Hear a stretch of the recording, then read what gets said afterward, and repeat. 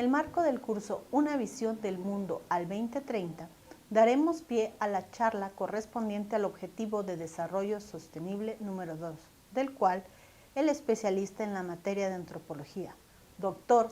Joaquín Vázquez Pérez, actualmente jefe de la Oficina de Planeación del Departamento Técnico Pedagógico.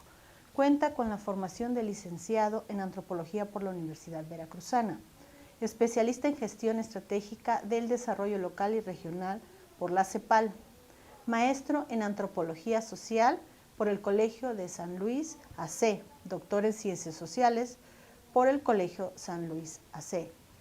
Es el enlace institucional del programa de Olimpiadas y Ferias Científicas del Telebachillerato.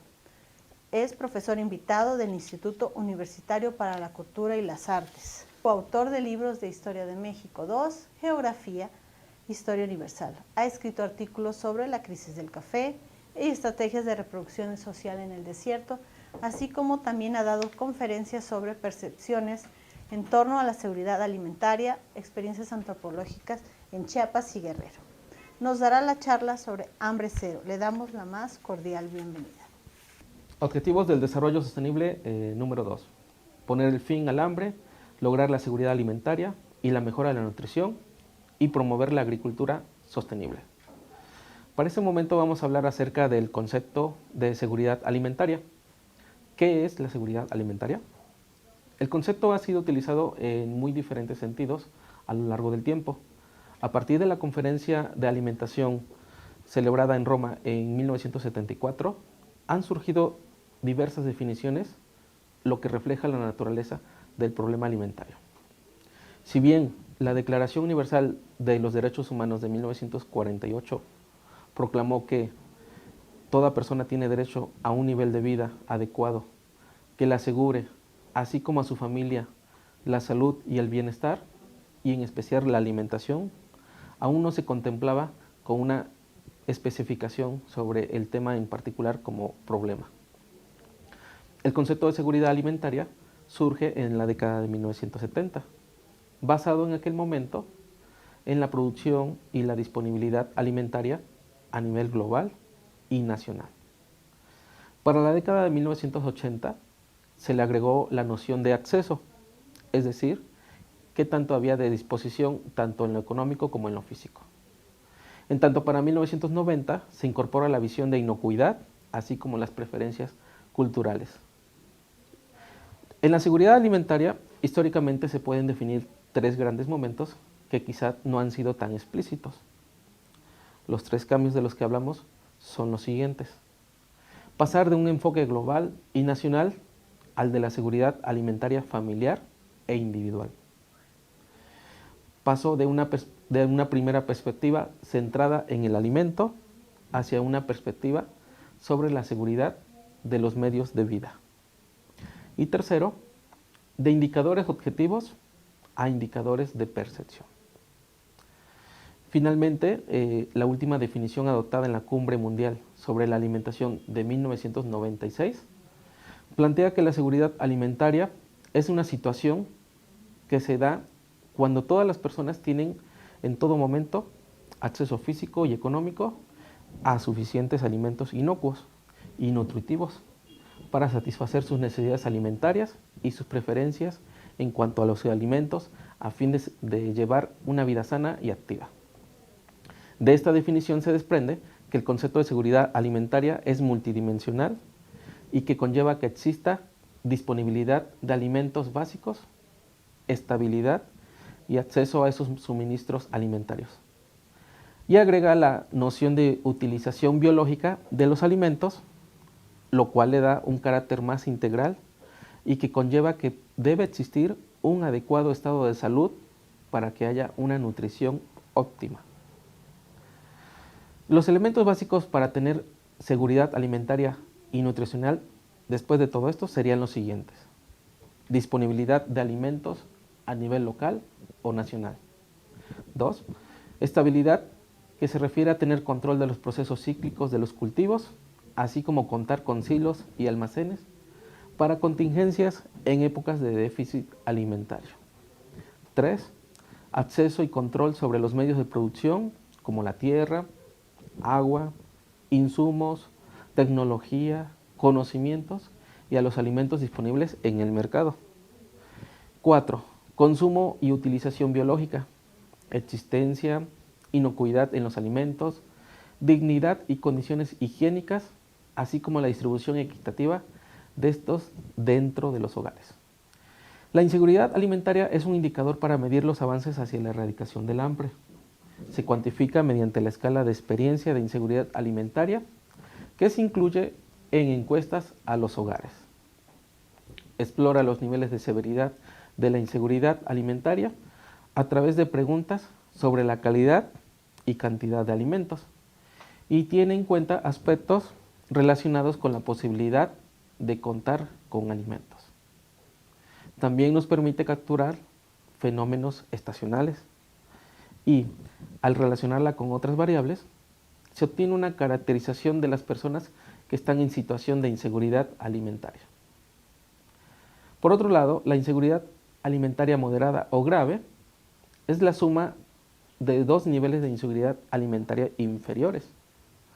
Los más altos niveles de rezago por retraso en el crecimiento se encuentran en áreas rurales y en ellas se registran niveles elevados de pobreza, bajos ingresos, baja escolaridad, un mayor grado de informalidad en el empleo, un menor acceso a servicios y una mayor proporción de población indígena y afrodescendiente.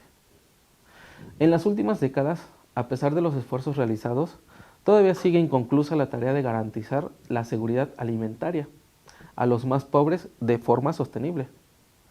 La desnutrición y las malas condiciones de salud y saneamiento básico, la carencia de poder de las mujeres, la globalización acelerada, la degradación de las tierras agrícolas, la mala distribución del agua y otros muchos factores están influyendo en todo esto.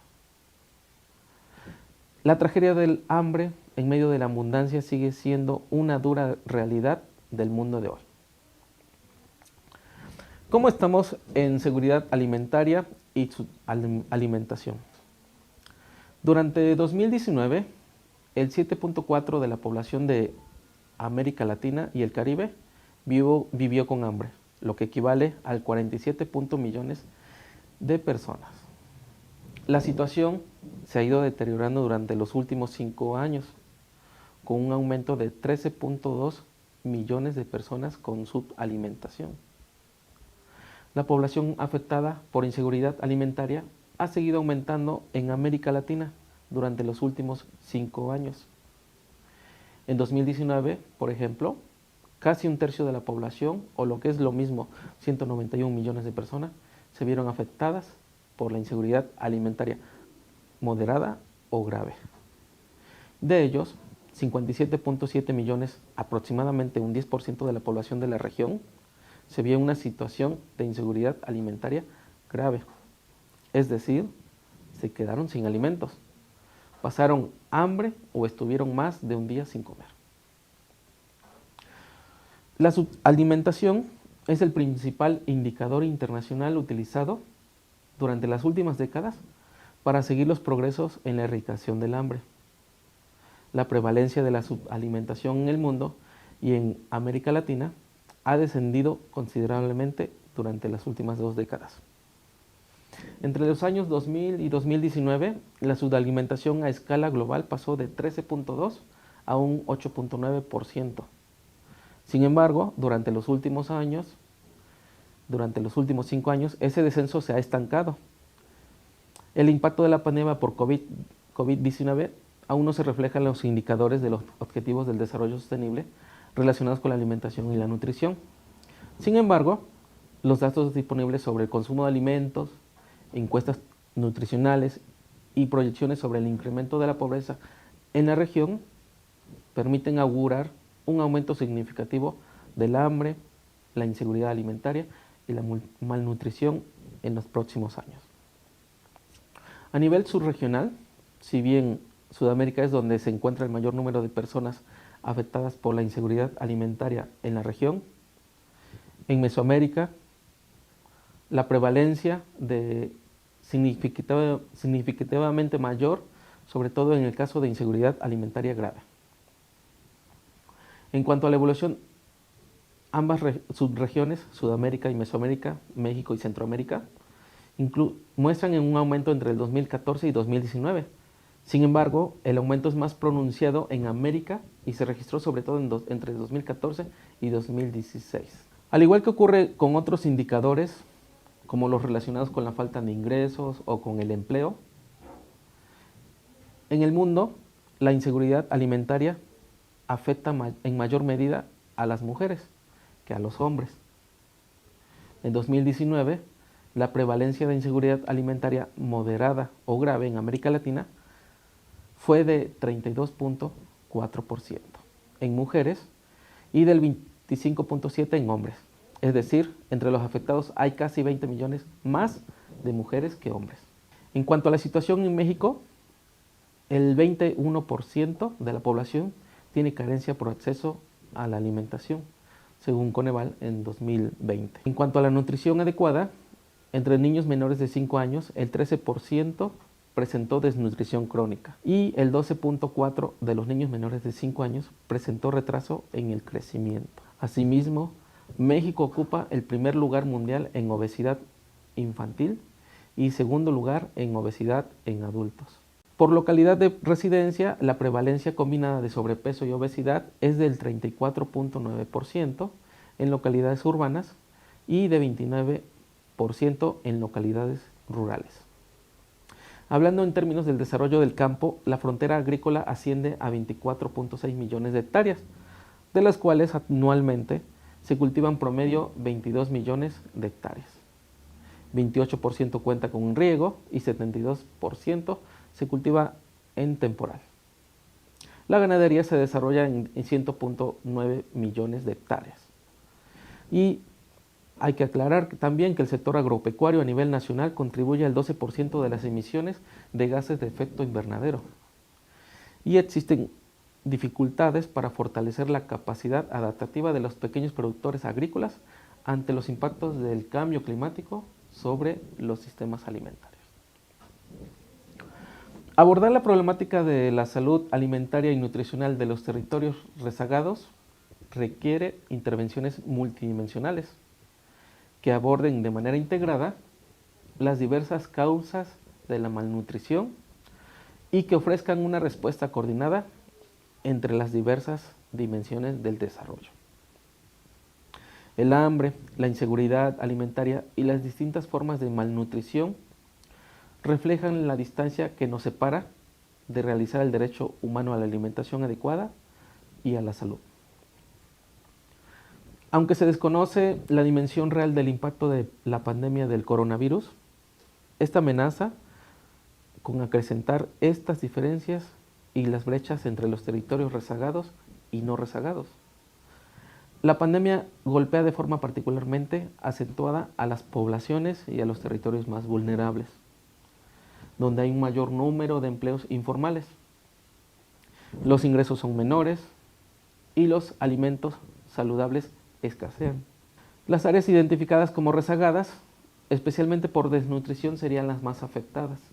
¿Qué se ha hecho con respecto a la alimentación del objetivo del desarrollo sostenible hambre cero? El logro de las metas relacionadas con la alimentación del objetivo del desarrollo sostenible hambre cero es garantizar una vida sana y promover el bienestar para todos, a todas las edades. Constituye una hoja de ruta que facilita la realización de dichos derechos y el logro del resto de los objetivos de la Agenda 2030. En gran medida, una vida sana pasa por disponer y hacer un uso adecuado de una alimentación suficiente, de calidad, diversa y nutritiva. De igual manera, son necesarias acciones sectoriales que atiendan a las dimensiones específicas del problema con un enfoque territorial. En este sentido, es importante que la utilización de los distintos instrumentos forme parte de estrategias de alimentación y nutrición amplias, coherentes y coordinadas. Para ello es fundamental promover la coordinación intersectorial e intergubernamental. Al mismo tiempo se debe incorporar un enfoque que aborde las particularidades de los grupos que estén en una situación de mayor vulnerabilidad, como mujeres y pueblos indígenas. En México, la Estrategia Nacional de Inclusión contribuye al acceso de los derechos sociales y a la reducción de las carencias, mediante una coordinación de las políticas y programas públicos que inciden en las condiciones de la vida de las y los mexicanos. En complemento con ello, se aplica un enfoque de gestión de riesgos para reducir distorsiones de precios en los meses de menor disponibilidad, además de proteger al sector agroalimentario de los riesgos derivados de fenómenos naturales.